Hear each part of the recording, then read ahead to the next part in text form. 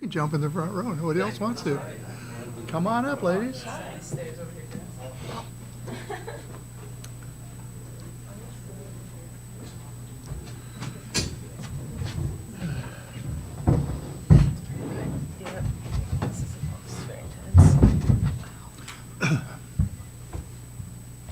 About another minute, we'll start. So bright. Get the crust out of my eyes.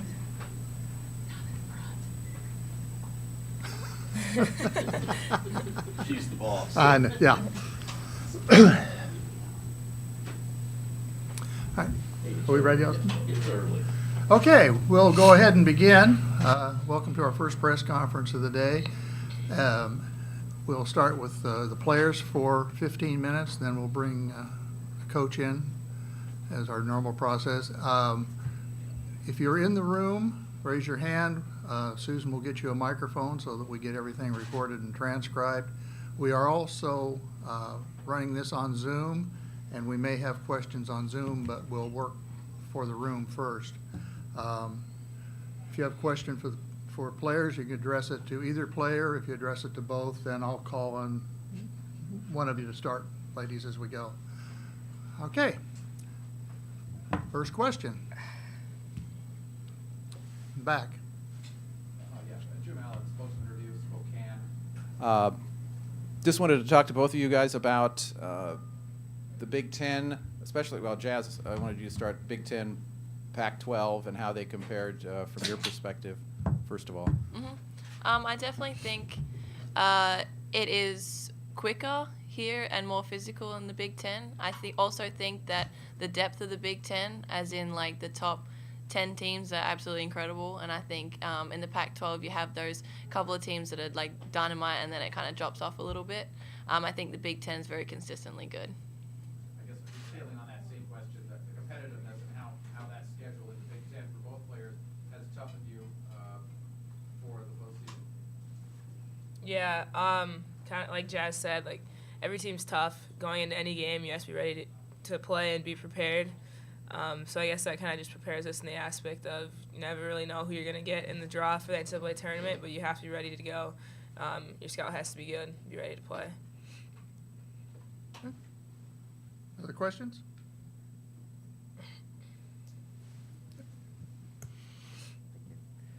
Austin Getz from KHQ TV in Spokane. Gonzaga is a team that really kind of focuses on defense, and you guys are a team that are having one of your best offensive seasons in school history. Is it different preparing for a team that's going to really try and slow the game down and tighten the score up versus somebody who's going to try and match points with you? Samuel, start. Yeah, we definitely just want to go out and continue to play our style of basketball. As much as the ball is going in the hole, we still want to be aggressive on defense too and let that carry us to wins. Yeah, I think to back off that as well, we kind of let our defense run our offense, so we really try and lock down on defense first to get things flowing in the offensive end, so it's more just a focus on what we're trying to do.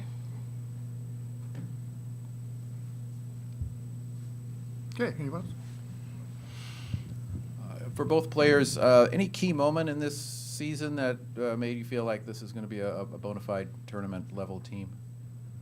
You guys had some big wins this year, obviously. I guess for me, our first top 10 win it was a pretty big moment for us, especially on our home court. So just kind of doing that and then preparing to continue out the season that way.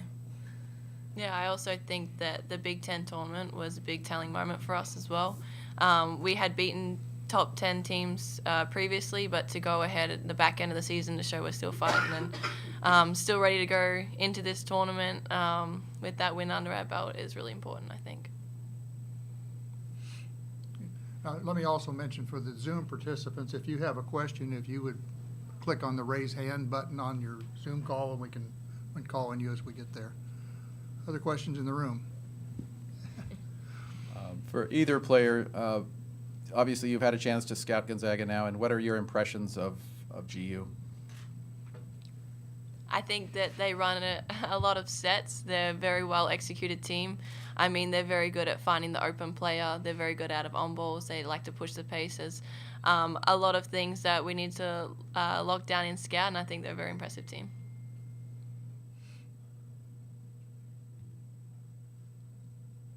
Okay. Other questions for the players? And I don't see any questions on Zoom. Thank you, ladies. Thank you. Thank you.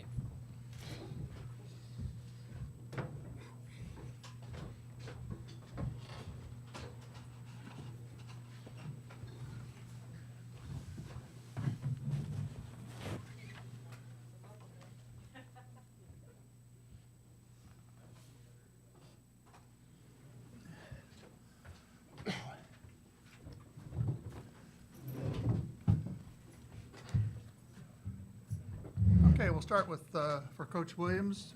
Again, if you have a question, if you would identify yourself and your organization before your question, and anybody who's ready.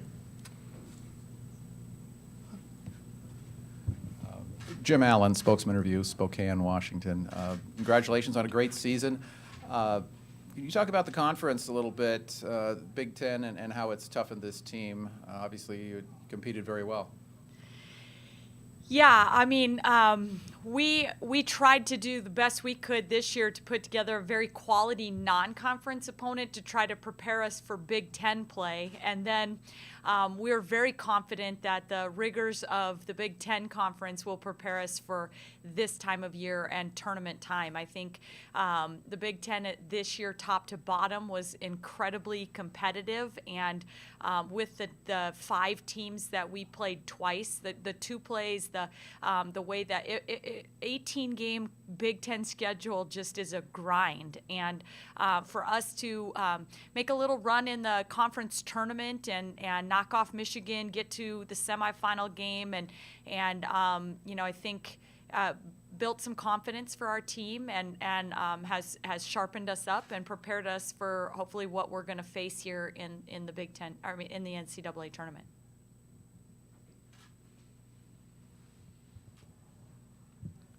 Austin Getz, KHQ-TV in Spokane. Coach, you guys are averaging close to 24 three-point shot attempts per game over the whole season. Is that an offensive philosophy of yours or just a result of having players that can shoot it?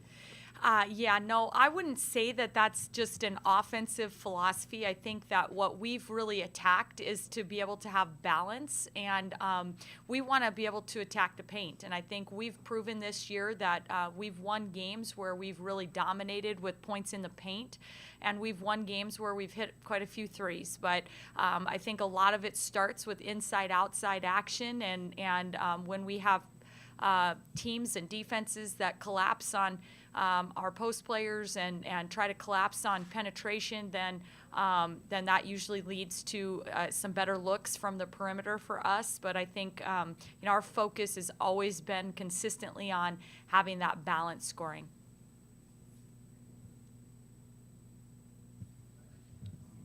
Can you talk about Jazz Shelly, and obviously she's an experienced player coming from the Pac-12. What difference has she made for you this year? Yeah, well, we recruited Jazz Shelly very hard out of Australia, so we got to watch her play international basketball at a lot of different levels and for a long time. So we knew what a special high IQ basketball player she is, and but we have just been pleasantly surprised with she's brought so much more to our team than just, you know, an ability. Obviously, she's had a couple games where she's scored over 30 this year. She's a great shooter.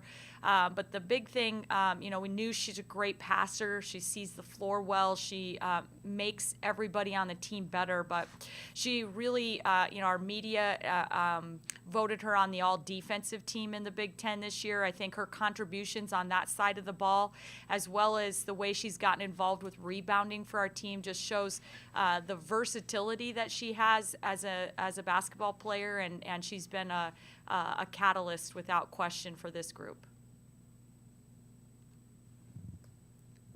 You have another transfer from our neck of the woods. Bella Cravens played at Eastern Washington, and now she's playing with you. What has she contributed to the Cornhuskers this year? Yeah, thanks for asking. I mean, she's such a special and important piece to what we do, and she is, she's just a very aggressive rebounder. She does a lot of the dirty work. She is keyed into scouting report defense, a very smart player, picks up things very quickly, learns tendencies and game plans very, very quickly, and has not been 100% healthy throughout the season, so it's led to kind of some ups and downs. But when we get her back, and now she's kind of playing healthy, and just is a huge spark for our team, and somebody that we will rely on heavy.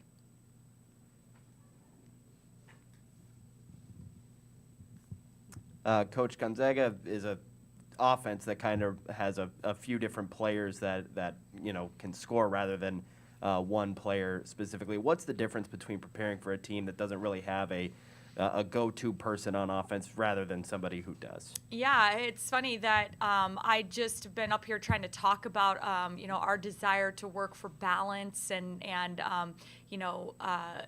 then you look at we're facing an opponent who has 10 players who scored double figures, and they really can come at you in a lot of different ways. Their high-low game is really, really good. Their post players play well together. They can shoot the three. They can, they execute well. They can come off ball screen action. So when I think about the keys that we have to do to prepare for an offense like Gonzaga, it's like, okay, we got to be great at this. We got to be great at this. We got to be great at this. They can just hurt you in so many ways. And I think the thing I'm the most impressed with is that they out-rebound their opponents by 10. That's been something that we've really tried to focus on as a group, and we're not anywhere near being able to out-rebound our opponents by an average of 10. And so something that we're really going to be having to focus on is needing to keep them off the glass. Their ability to crash and get offensive rebound putbacks is impressive. I also have a ton of respect for when I look at their roster, it's senior, senior, senior, senior, junior, junior, and very heavy experienced roster. And we have a couple freshmen in our starting lineup. And so, something that we know that, when you watch film and you see a team that's not being rattled, that's continuing to play with poise, that's generally due to some experience. And I think that's something that stands out when we have been preparing for them.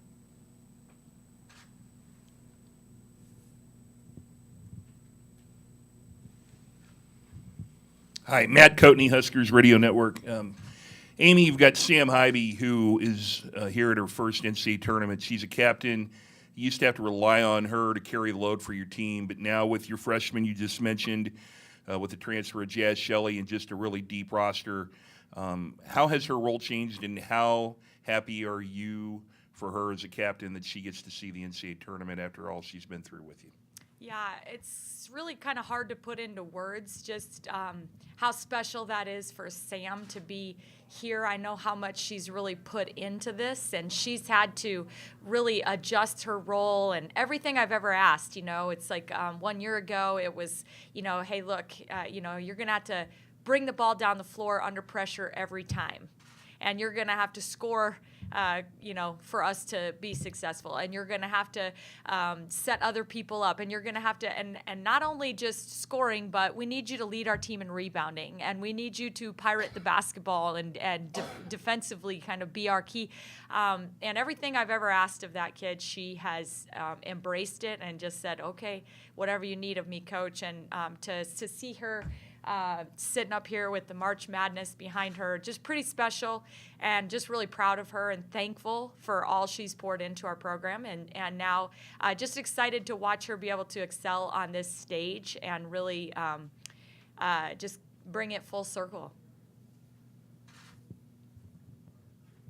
In the context of last year, how are the workout facilities for the team this year here?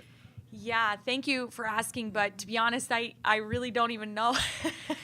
We just kind of arrived pretty late last evening, and just we're up for some film so far this morning, and just really excited for practice session today, and I think we'll notice some big changes to this year's tournament, and I'm excited for that. But at this point, we haven't really been in any of the practice or workout facilities just yet. You mentioned looking up there and seeing your players in front of a board that says March Madness. This year, the NCAA is using the March Madness branding for the women's tournament. What does that say about the growth of the game and just where women's basketball stands today? Yeah, I think it's definitely a step in the right direction, and I think there's been a lot of people that have been fighting hard to move the women's basketball tournament forward, and we're grateful for all of their efforts. And watching the first 4 games, and having 68 teams playing in our national tournament for the first time, and seeing March Madness branding and logos all over, I think those are definite steps in the right direction.